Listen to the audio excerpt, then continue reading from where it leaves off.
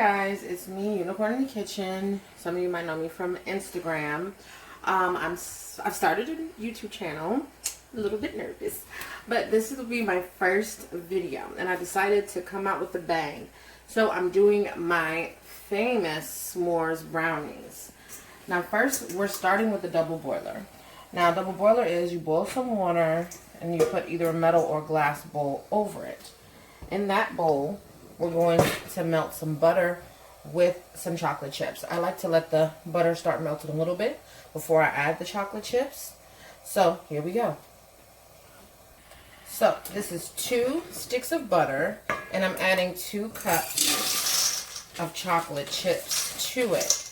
So we're going to let this melt, occasionally stir, and be careful because this bowl is going to be a little bit hot. I'm a little bit, dangerous, as you can call it. So I can hold it a little bit before it starts burning. Alright, so we're going to let that work. And while we do that, we are going to prepare baking sheets. So our chocolate chips, as you can see, they're working with that butter.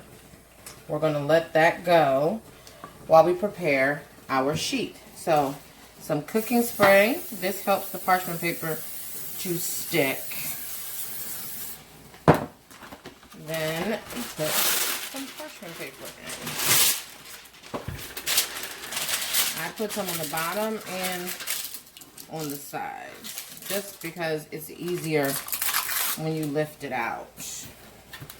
Actually, no, I'm just going to leave this one like this because it's actually working perfectly.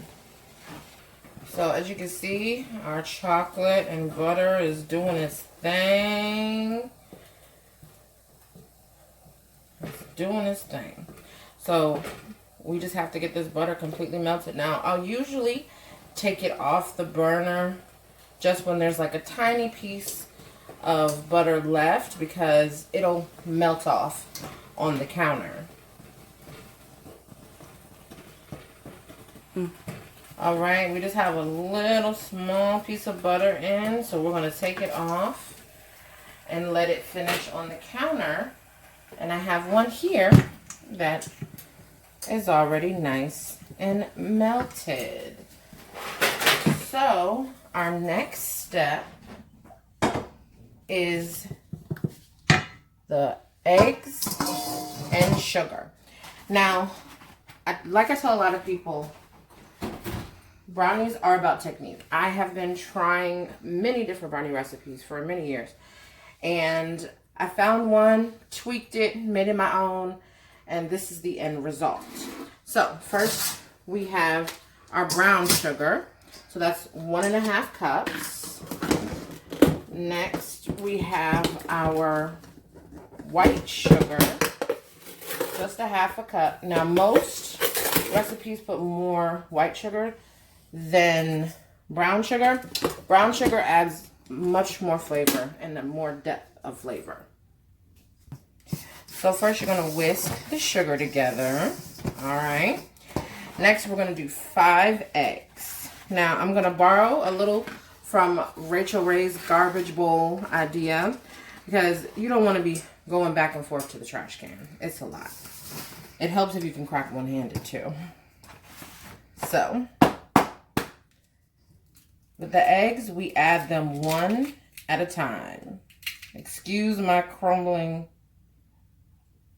eggs. So after each egg, we're gonna whisk it together. This is what I mean by technique. Usually you would just put all the eggs in there together, but no, you need to whisk after each egg, and that's 5 eggs. Okay, that was egg number 4, and you see how it's nice and loose.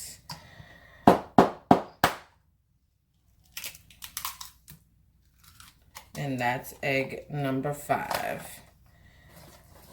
So we're going to whisk it up really good. You want to mix it very good. You shouldn't see any yolks, any egg whites. You want to completely mix it. And it should, see it falling off of the whisk? That is exactly what you want. I have a little bit more whisking to do because I still see some yolk. All right, let me wash my hands and we'll continue.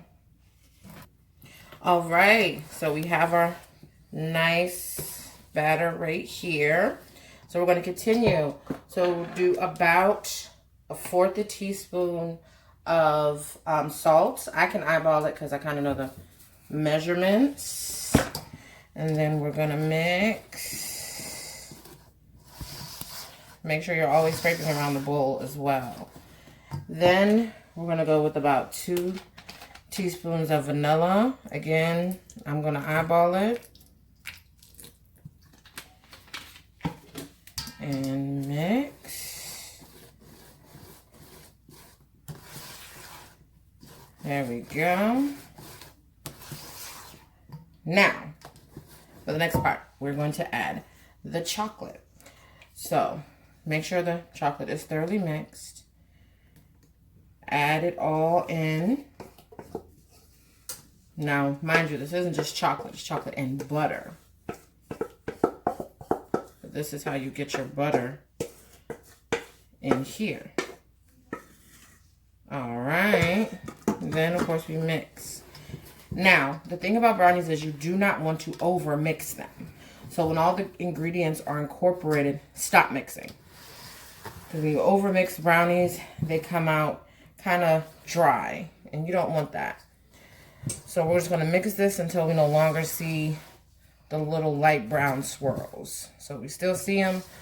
So we want to keep mixing it. All right. How much do you love chocolate? Look at that. It's not even done yet. Okay, next step is we're going to put our dry ingredients. So that will be 1 cup of flour, and we're going to sift it. The sifting helps it from being a little cakey.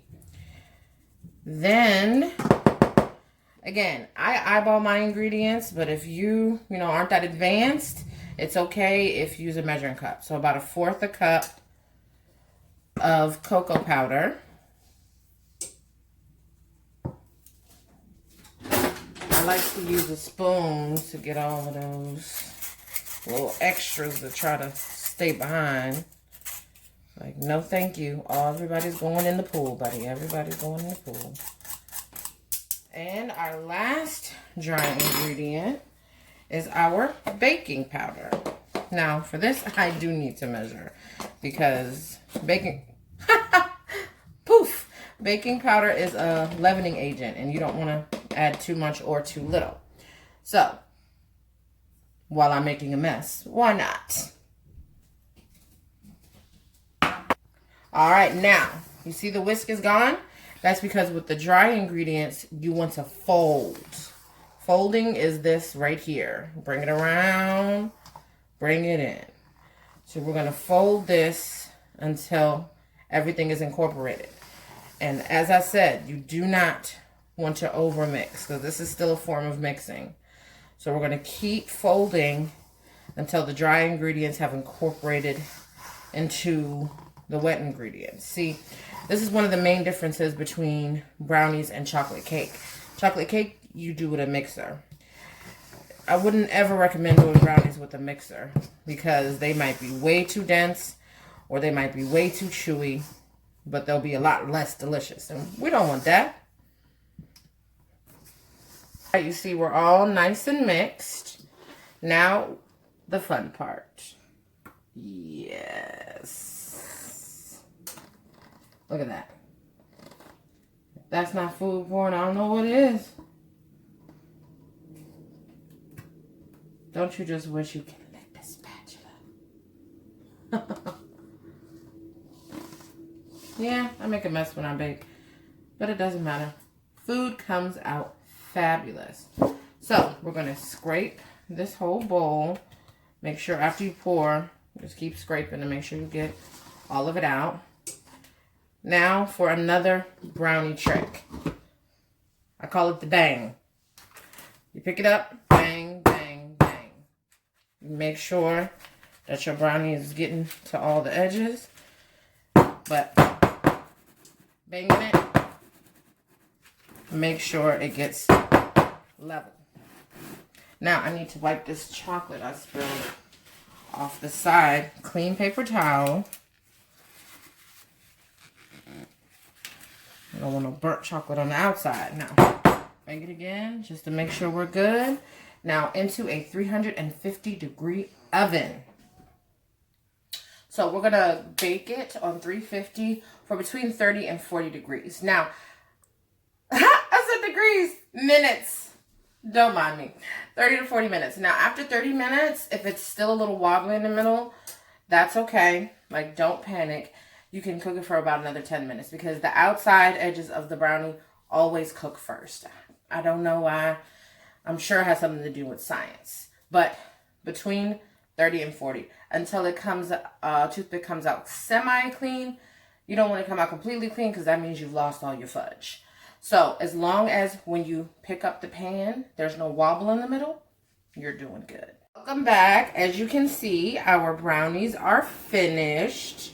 You see that crackly crust on the top? That came from the egg technique.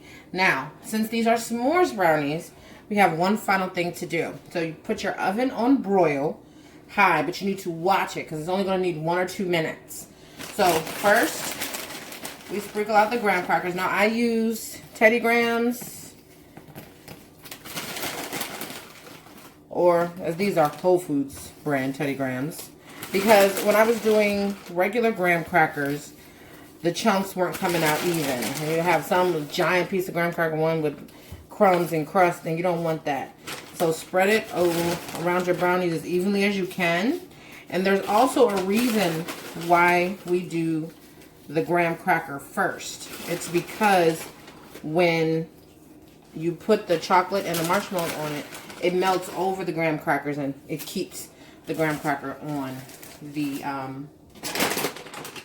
brownie. Alright, next comes our chocolate chips. And all of this is just you eyeballing it. You sprinkling enough to cover.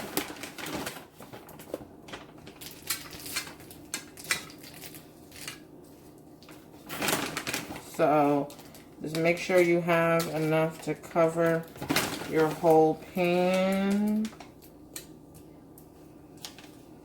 There we go. And last but not least, can't have s'mores without marshmallows.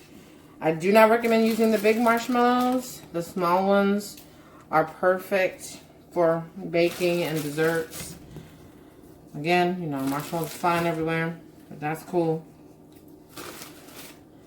Alright, now I put it on broil because I want it to have the toasted s'mores taste. And the broil gives those marshmallows that nice little brown toasting. So you put it back in the oven on broil, like I said, 1 or 2 minutes, but watch it. Alright, and here we go. The finished product, our s'mores brownie. You see how it has the little toasting all over it? That's thanks to the broil, but they were literally only in there for about 2 minutes because any longer and we would have had some burnt brownies on our hand. So I want to thank you guys for joining me. This was so much fun, and I'm glad that you guys like my brownies. So hopefully this will help you out, and that you make sure you like, share, and subscribe. You know, I'm trying to get my numbers up because, like, having my own cookie show always been a dream of mine. So I really hope you guys enjoy and come back with me. I don't know what I'm making next time, but it's gonna be delicious, baby.